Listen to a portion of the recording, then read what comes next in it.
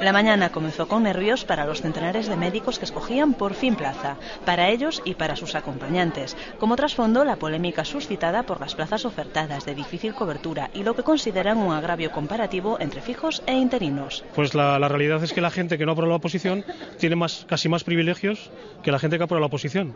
Es el mundo al revés. Buenas, pues la dejaron para los interinos. Y claro, la incertidumbre por la falta de claridad de saber esa vacante a quién se la han dado o quién las está cubriendo. Una situación que sufren en primera persona los propios profesionales. Nos dedicamos a formarnos, a hacer cursos, a prepararnos a estudiar para oposición, a esforzarnos y que non nos valoren, que parece que valoran máis outras cousas.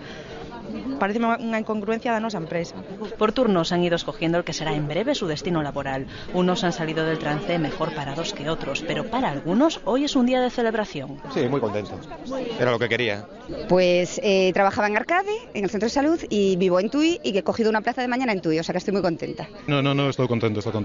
Prefería o que teño, pero bueno, está muy bien. El cambio de ubicación de estos médicos implica además que miles de gallegos cambiarán en un mes de médico de cabecera.